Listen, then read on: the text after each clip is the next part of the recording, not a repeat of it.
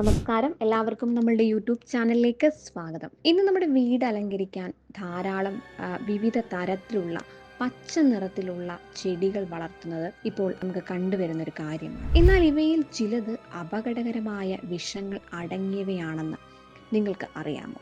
നമ്മുടെ വീട്ടിൽ അനായാസമായി കണ്ടേക്കാവുന്ന ചില ചെടികൾ കുട്ടികൾക്കും വളർത്തുമൃഗങ്ങൾക്കും അപകടം സൃഷ്ടിക്കുന്നതാണ്.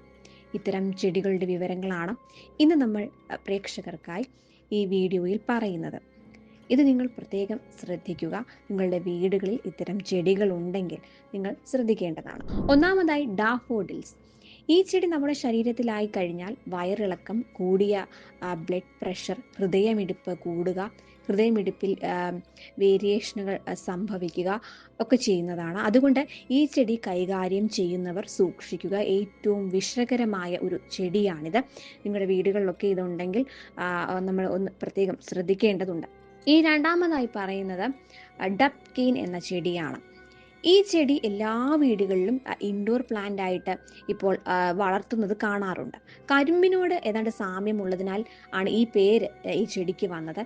ഈ ചെടി കുട്ടികളോ വീട്ടിൽ വളർത്തുന്ന മൃഗങ്ങളോ ഒക്കെ കഴിച്ചാൽ നാവ് വരൾച്ച, വിയർക്കുക, ശ്വാസം കിട്ടാതാവുക, വലിയ അളവിൽ അകത്തു പോയാൽ മരണം പോലും സംഭവിക്കാനുള്ള സാധ്യത കൂടുതലാണ്. കുട്ടികൾ മാത്രമല്ല, മുതിർന്നവരും അറിയാതെ തന്നെ ഇത് വായിൽ വെക്കുവാനോ ഒന്നും തന്നെ പാടുള്ളതല്ല. അപകട സാധ്യത കൂടുതലായതിനാൽ മരണപ്പെടാൻ പോലും സാധ്യത കൂടുതലാണ് എന്നാണ് ഈ ചെടിയെ പറ്റി പറയുന്നത്. ഇനി മൂന്നാമതായി പറയുന്നത് ഈസ്റ്റർ ലില്ലിയാണ്. ഈ ചെടി മുതിർന്ന ആളുകൾക്ക് പ്രശ്നമില്ലാത്ത ഒന്നാണെങ്കിലും നമ്മുടെ വീടുകളിൽ വരുന്ന പൂച്ചകൾ ഈ ചെടി കടിച്ചു നോക്കുന്ന സ്വഭാവം കാണിക്കാറുണ്ട്.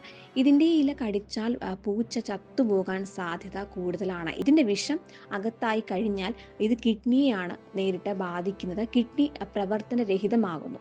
18 മണിക്കൂറാണ് രക്ഷപ്പെടാനുള്ള സമയമുള്ളത്. ഇതിനകം ഡോക്ടറെ കാണിച്ചു കഴിഞ്ഞാൽ രക്ഷപ്പെടുത്താവുന്നതാണ്. നമ്മുടെ വീട്ടിലൊക്കെ ഇപ്പോൾ ധാരാളം ചിലവരൊക്കെ ആണെങ്കിൽ പൂച്ചകളെയൊക്കെ വളർത്തുന്നവരുണ്ട്. ഓമനിച്ച് വളർത്തുന്ന അവരുടെ പൂച്ചകൾ. ഇത്തരം ചെടികളൊക്കെ നിങ്ങളുടെ വീട്ടിലുണ്ടെങ്കിൽ ശ്രദ്ധിക്കുക. അവരിത് കഴിക്കാതിരിക്കാനും ഒക്കെ നമ്മൾ ശ്രദ്ധിക്കേണ്ടതുണ്ട്. നാലാമതായി ഇംഗ്ലീഷ് ഐവി എന്ന ചെടിയാണ്. വളരെ വലുതായി പടർന്നു പിടിക്കുന്ന ഒരു വള്ളിച്ചെടിയാണിത്.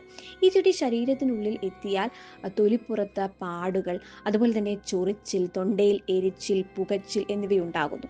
ഇതിൻ്റെ ബെറീസ് കണ്ടാൽ കഴിക്കാൻ തോന്നും. പക്ഷെ കഴിച്ചാലോ ഗുരുതര ആരോഗ്യ പ്രശ്നങ്ങൾ നേരിടേണ്ടതായി വരും. പനി, വെള്ളമിറക്കാൻ പറ്റാത്ത അവസ്ഥയൊക്കെ ഇതിന് കാരണമാകുന്നു. കുട്ടികളുള്ള വീട്ടിൽ ഇവ വളർത്താതെ ഇരിക്കുന്നതാണ് ഏറ്റവും നല്ലത്. ഇനി അഞ്ചാമതായി ഒലിയാണ്ടർ അഥവാ അരളിച്ചെടി. അടുത്തിടെയായി നമ്മുടെ വാർത്തകളിൽ നിറഞ്ഞു നിന്ന ഒരു ചെടിയാണ്. നമ്മുടെയൊക്കെ വീടുകളിൽ ഉണ്ടായിരുന്ന, ഇപ്പോൾ പലരും വീടുകളിൽ നിന്ന് മാറ്റാൻ ശ്രമിക്കുന്ന, വീടുകളിൽ നിന്ന് ഉണ്ടായിരുന്നവർ, നേരത്തെ നട്ടിരുന്നവരൊക്കെ മാറ്റാൻ ശ്രമിക്കുന്ന ഒരു ചെടിയാണ് അരളി. ഓണത്തിന് തമിഴ്നാട്ടിൽ നിന്ന് വരുന്ന പൂക്കൾ കൂടുതലും ഈ ചെടിയുടേതാണ്. ഇതിൻ്റെ എല്ലാ ഭാഗവും വിഷമാണ്. ഈ പൂവ് വിഴുങ്ങിയാലും വിഷമാണ്. മരണം വരെ സംഭവിക്കുകയും ചെയ്യും.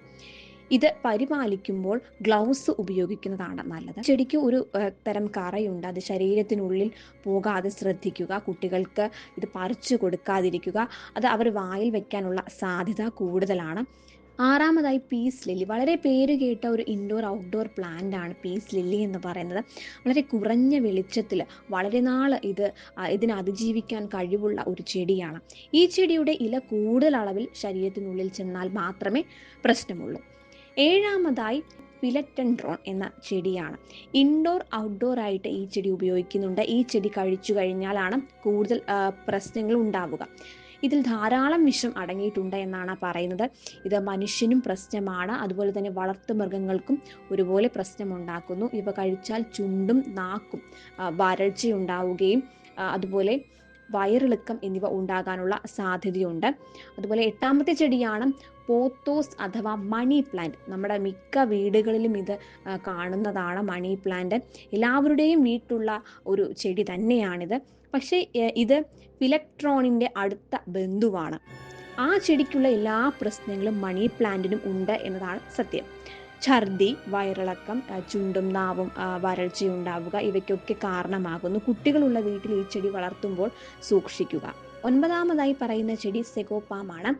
നമ്മുടെ ഭൂമിയിൽ മറ്റുള്ള ചെടികൾ ഉദ്ഭവിക്കുന്നതിന് മുൻപ് തന്നെ കോടിക്കണക്കിന് വർഷങ്ങൾക്ക് മുൻപ് ഉദ്ഭവിച്ച ചില ചെടികളിൽ ഒന്നാണ് സെഗോപ്പ. ഇത് ഭൂമിയിൽ അതിജീവിക്കുന്നതിന് കാരണം യാതൊരു മൃഗങ്ങളും ഇതിൻ്റെ ഇലയോ തണ്ടോ വേരോ ഭക്ഷിക്കാൻ വരില്ല. ഇതിലെല്ലാം ഭയങ്കരമായിട്ടുള്ള വിഷമാണ് അടങ്ങിയിട്ടുള്ളത്. ഈ വിഷം കാരണമാണ് ഈ ചെടി വളരെ കാലം അതിജീവിക്കുന്നത്. ഈ ചെടിയുടെ ഇല കഴിച്ചാൽ പ്രധാനമായും കിഡ്നി ഫെയിലിയർ ആകാനും മരിക്കാനും സാധ്യത കൂടുതലാണ്. 10ാമത്തെയും ഏറ്റവും അവസാനത്തേതുമായ ചെടിയാണ് സീസി പ്ലാന്റ്. വളരെ എളുപ്പത്തിൽ വളർത്താൻ പറ്റും. വളരെ ചെറിയ വെളിച്ചം ഇതിന് മതിയാകും. വളരെ കുറഞ്ഞ അളവിൽ വെള്ളം ഒഴിച്ചാലും മതി. അതുകൊണ്ട് ഓഫീസിലും ബെഡ്റൂമിലുമൊക്കെ പലരും വെക്കുന്ന ഒരു ചെടിയാണ് ഈ സീസി പ്ലാന്റ്. ഇതിലെ ഒരു ഇല കിട്ടിയാൽ അതിനെ ഒരു ചെടിയാക്കി മാറ്റാൻ സാധിക്കുന്ന തരത്തിൽ പ്രത്യേകതയുള്ള ഒരു ചെടി കൂടിയാണിത്. എന്നാൽ ഈ ചെടിയുടെ എല്ലാ ഭാഗവും വിഷം തന്നെയാണ്. കുട്ടികൾ ഈ ചെടി തൊടാതിരിക്കാൻ പ്രത്യേകം ശ്രദ്ധിക്കേണ്ടതുണ്ട്. അലങ്കാരത്തിനായി ചെടികൾ വളർത്തുമ്പോൾ അതിൻ്റെ സുരക്ഷിതത്വം നമ്മൾ ഉറപ്പാക്കേണ്ടതുണ്ട്. കുട്ടികളും അതുപോലെ മൃഗങ്ങളും ഉള്ളവരെ വളർത്തു മൃഗങ്ങളും ഉള്ളവർക്കായി പ്രത്യേകം നമ്മൾ ശ്രദ്ധിക്കണം. ഇഷ്ടപ്പെട്ടാൽ ഈ ചാനൽ ലൈക്ക് ചെയ്യാനും ഷെയർ ചെയ്യാനും മറക്കരുത്.